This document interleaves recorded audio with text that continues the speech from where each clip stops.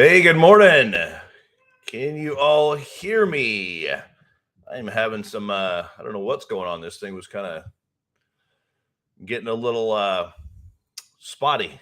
Not sure what was going on, but definitely weird. So let me know if you can hear me. It looks like I'm guessing you can see me. Awesome. Thank you, Sean. Good morning, good Monday morning. You all hungover from the weekend? Can't get your fingers moving yet? uh Very low. Good morning, Don. Good morning, Robert. Yeah, I know it takes a little time too. I'm only on my second cup of coffee, so awesome. Thanks, Paula.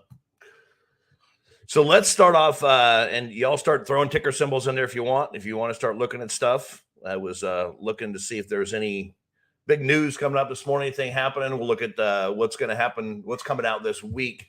There's really nothing significant coming out as far as news, so that's where I would expect this rally will. It's hard to say if it's going to pull back a little bit first and then take off, or if it's going to just run right to the next level. But as far as news goes, there's not much today. I mean, a couple of Fed chairmen looks like they're speaking. The 5-year inflation numbers, those are usually not big deals. PPI, final demand. I'm not sure what final demand means, but it's not the normal PPI, I don't think. So household debt, household mortgage debt, none of these are really that big. Retail sales may, depending on how it comes in. If it comes in better, a lot better than expected, or way worse than expected, then that may drive the market some.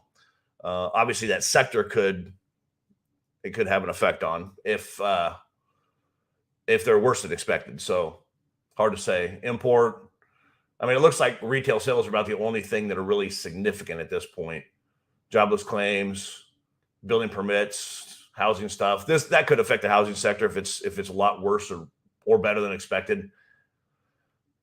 So, and then Friday, existing home sales lead economic data. So yeah, there's not much for news this week. As far as earnings go, I don't think there's anything significant. Where it is, I see HPQ comes out 11:22. They're kind of an off season. Zimmer's 11. I'm just looking at the ones that are on my list here. ADI's 11:22. As far as what might be coming up for earnings. So good morning, Erica.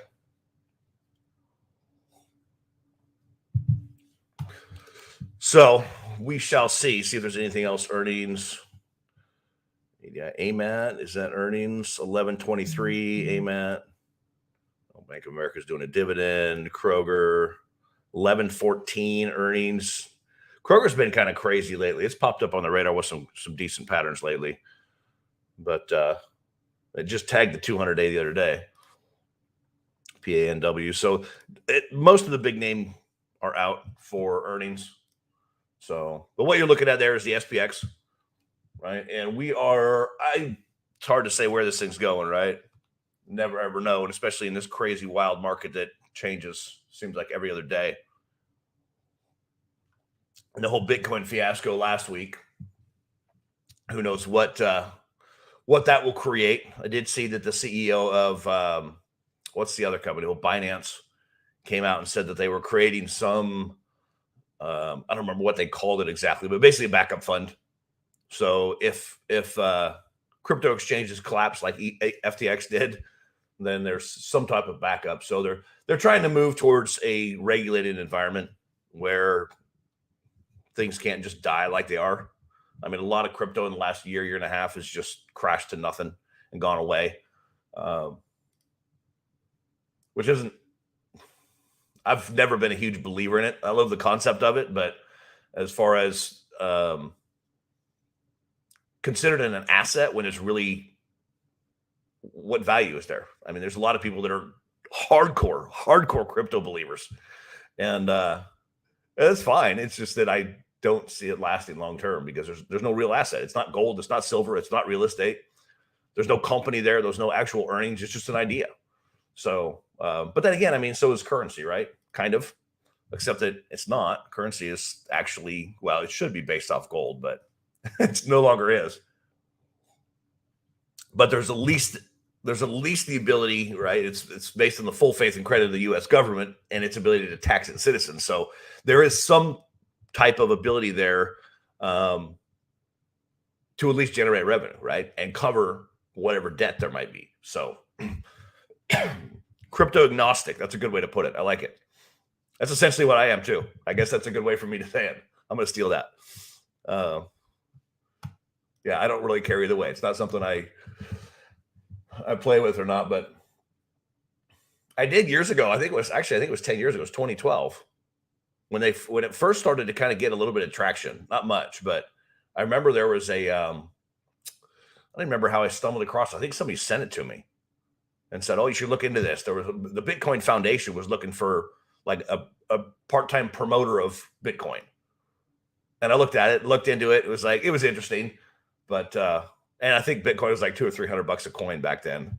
So thinking back, if I would have dug in a little bit more, I'm like, yeah, could have bought it at $200 and then sold it at 60,000, right? Could have. I probably would have sold it at 2,000 and then kicked myself for the next 10 years. But it is what it is, right? So what are y'all watching? Because I've got stuff I'm watching. I can bring it up if you want. The SPX, I'm expecting either pop to the 200 or that downtrend line. I think we're going to have some heavy headwinds right there. We might run up to this 4,200 level, but then I think the downtrend will resume. But I have been wrong before. We'll look at. Oh yeah, Home Depot comes out soon. Huh? Walmart, are they coming out soon? They should be on my list somewhere, but. Is that why Walmart's not doing that spectacular? Definitely a little consolidation there. This thing is not running along with the rest of the market. I mean, it's been beat up like the market did, but then even though the market took off, this thing did not break north of its resistance. So there is I could have sworn I had Walmart's on the list there. 12.8. They come out on the 8th. At least this is what this says. Oh no, earnings on 11/15. That's a dividend. That's today. That's tomorrow. Before the market. Okay. So earnings is tomorrow before the market on Walmart. Interesting. Well, that might we'll see what they say. It'd be interesting to see what they say for their outlook.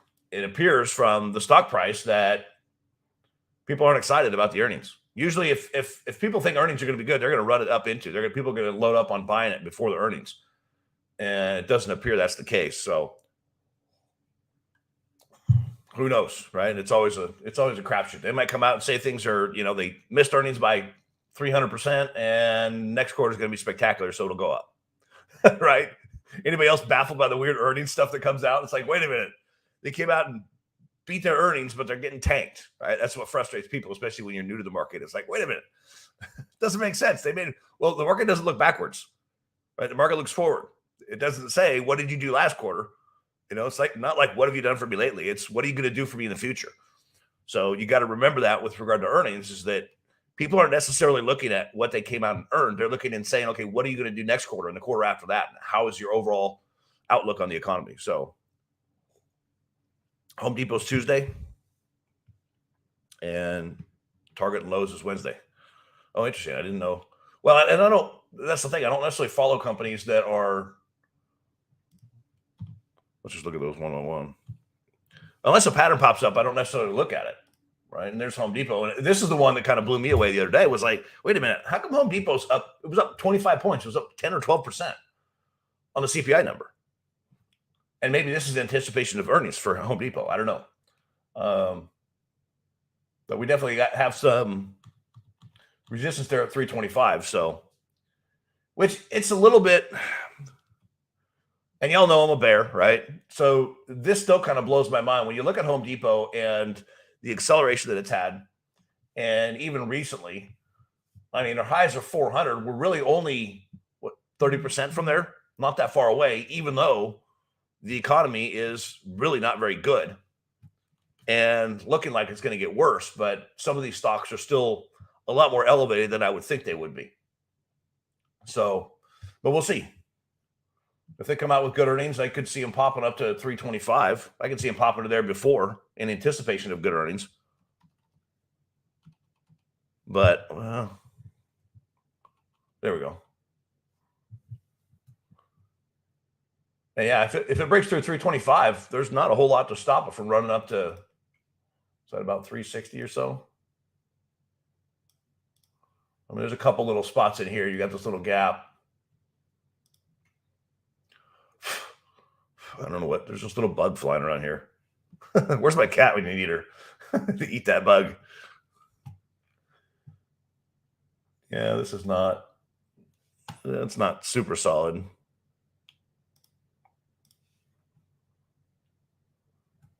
Well, that double top was nice, but we'll see. We'll see what news comes out there. Target, TGT. Not much different of a picture, right? I mean, it looks almost the same. I'm going to clean this up and get it started fresh, put some lines on it. We do have, I guess you could call it a, well, it's kind of it's a symmetrical triangle that's been formed, but it's usually a continuation pattern, which would mean that that's a big giant gap too. I mean, we've definitely broken that short-term downtrend, but typically a symmetrical triangle, right? We could draw a line here, but it doesn't look like it's going to continue here. So we break above there. We're looking at, that's the next level, about 188.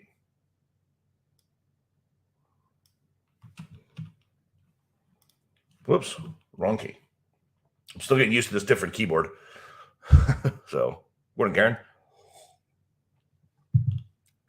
You missed all the good stuff. I'm just kidding. So yeah, it looks very similar to Home Depot. I think a lot of the retailers are probably going to be like that. Lowe's, but these are both another one. That one and Lowe's, same thing with this. Is, you know, we jumped from, what's that, 196 to 205, just a massive run. So, which I think it's overdone myself. I think the excitement and the energy is probably enough to keep it going for a little bit, but I don't, I think the news is still coming in. I mean, Facebook came out, I don't know if that was Friday when they announced it exactly, but they're laying off 11,000 people. Redfin's laying off 13% of their workforce. The layoffs are starting to come in, which is normal, right? At the beginning of a recession, unemployment is usually historically low. So we'll see. But that's the beauty is, as short-term traders, it doesn't necessarily matter, right? We've got to have the big picture perspective. And I'm looking at the macro picture is not pretty right now, unless something changes, which I don't think it's going to quickly. On a short-term basis, it really doesn't matter that much, right? We're looking for something. We're looking for a 1 to 5 day move, maybe a few weeks, or at least I am. So some of you might be longer-term traders or investors, but I'm looking for the short-term pops. So yeah, it looks like it's almost identical to Home Depot, right? Lows to about 216. If it breaks north of there, we're looking at, well, there's quite a bit there, about 225, and then the next major point is 232. So we shall see with Lowe's.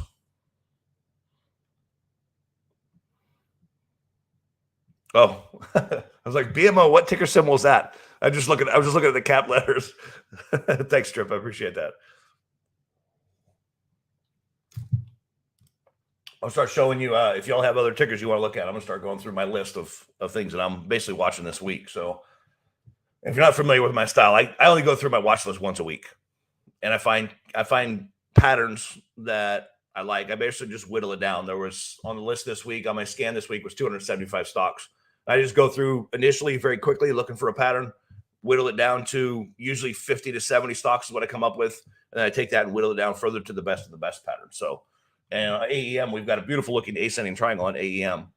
The only downside with it is that it's already moved beyond the entry point. So from a risk reward perspective. So I'll have to wait for that. See, I would prefer actually to see it pull back to here and do a roll reversal. If it can pull back and dig it at that 45, that's what I would love to see.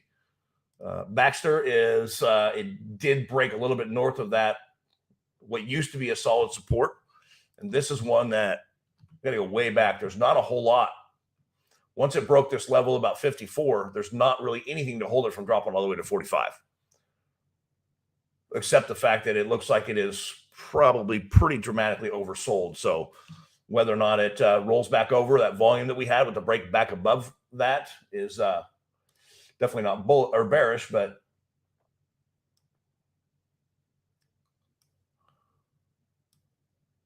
There's the short-term downtrend line, or the 50-day comes in right there too. So there's a little bit of headwind on this. We'll see what happens with it. If it rolls back over, then if it rolls back over, there's, I think, a decent opportunity. And that's about, what's that, $6.50? So 11, 12, 15%, something like that. Not bad for a $50 stock. I don't know what the options go for on it, but I have to go look. Caterpillar, this is one that is a little bit mind-boggling. I think we talked about this Friday, didn't we? We're on a basically all-time high with this thing. Which, yeah, I mean, government contracts can do a lot, but it's a little bit interesting. Considering that we were at, what day was that? How come that is? There we go. 927. So was that not even 2 months ago? Less than 2 months ago, we're at 160. We were making new lows. We were lower lows, lower highs. And now all of a sudden, less than 2 months later, we're at the all-time high again. It just seems a little overdone to me. So seems like it's moved way too fast, because these types of rallies are typically not sustainable. It can be for a while, but I would, if it stalls out, and what I'll be looking for on CAT is this right here. This is a beautiful pattern. We got a nice little double top, breaks the midpoint, and we drop from, what's that, 225 down to 200 basically in a quick hurry. This is a daily ask. So we broke that midpoint that day right there, 227, and a week and a half later, we're at 200 basically. So I like the looks of this if it develops this type of pattern. If we get some kind of indication that we got some bearishness coming in, that we may roll over here. Sorry, the edge. Which we had some last week until Friday, right? We got a hangman, we got an inverted hangman, inverted shooting star, hammer, morning or an evening star. There's lots of bearish signals here until Friday. But the other thing about Friday that's super important to look at is look at the volume down here. Zoom way in there. That volume is like half the average. We've had a lot of momentum running up into it, but all of a sudden, Friday, people lost their excitement. The bulls just went, yeah, okay, we like it, but not that much. We're just kind of, eh. So we'll see what Caterpillar develops. CFG, this was a bullish candidate. It's not yet, unless it pulls back and holds this line. If we pull back and hold that line and give any indication that it's going to rally, this is when I'd be looking at calls on for just 43 is the next level. So what's that? It's only about 2.5 points. This is why I like Baxter, right? It's 2.5 points on a $40 stock. So 10% is 4. So that's only about 6 or 8%. So anything north of a 10% move is pretty solid. So that's kind of what I look for. If you get a 10%, because generally speaking, when you buy an option, you get about 10 times leverage. So for every 1% the stock moves, your option should move about 1%. So if you get 100 or 10% move in the stock, you should get about 100% move in your option. You should get about a double. That's kind of always just a baseline of what I look for, just mentally when I look at something to go, okay, is there a potential for a 10% move? If there's not, it's not that I'm going to not trade it. I just don't get as excited about it. CG Carlisle Group. This is a little miniature inverted head and shoulders. I don't like these really small ones. You can call it a double bottom or a triple bottom even. No matter what you call it, it's still the same essentially. But it already moved too. So, and again, we had light volume on Friday relative to the previous move.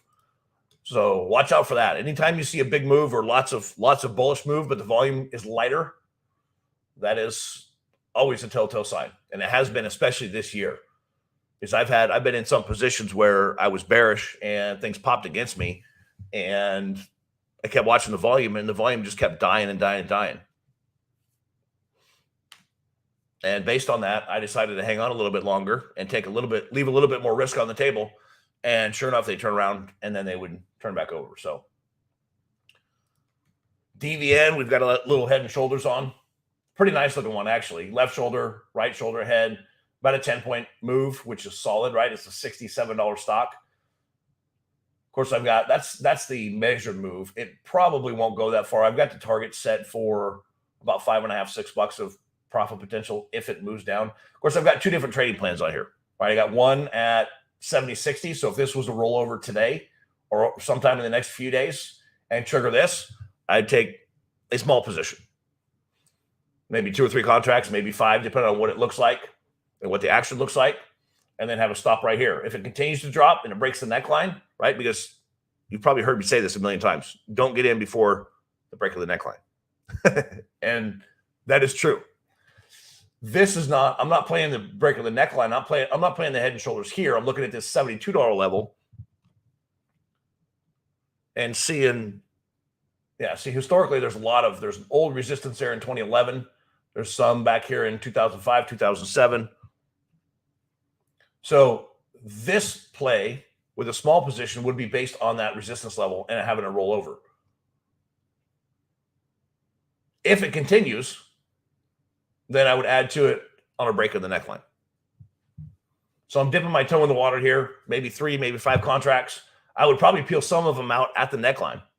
Just for example, say you pick up 5. If I pick up 5 here, I'm going to take 2 or 3 of them out at the neckline, especially if it drops down there and starts to slow down. Gives any indication that it's not going to continue, then I'm peeling out a big portion of it. I'll leave 1 or 2 there.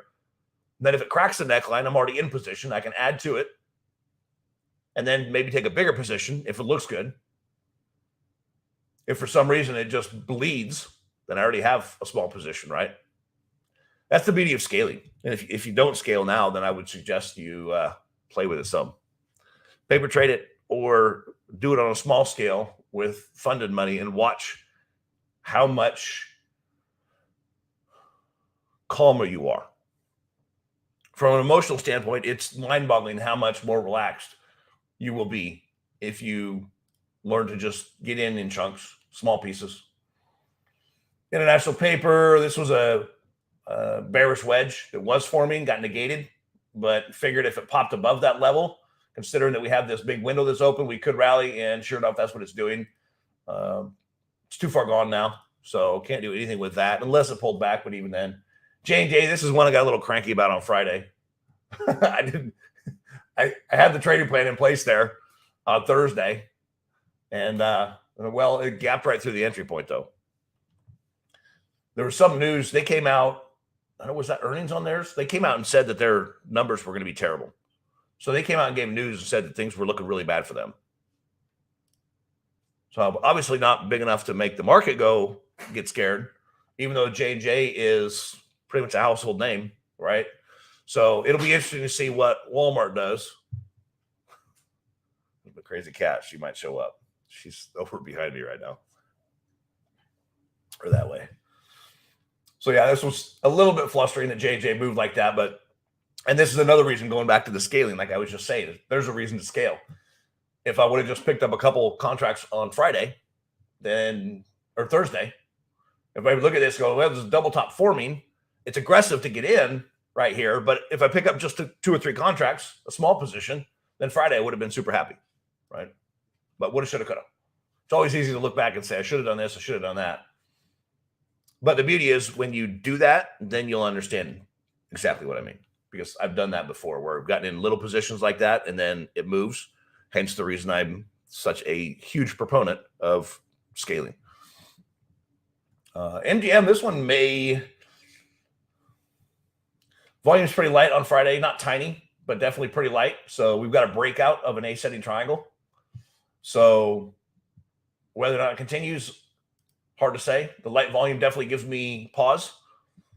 But this is one of those, and again, if you get in that spot, and that's one thing, if you recognize that you're scared, you go, okay, the volume's light, because I've done this many times. Well, the volume's light. I'm not that bullish on it. I'm not going to get it at all. And then it moves with light volume all the way to the target. And you go back and look at the option. You go, woulda, shoulda, coulda, right? Pick up 1 or 2 contracts. And then if it stops you out, it doesn't cost that much. If it does rally, at least you were there, right?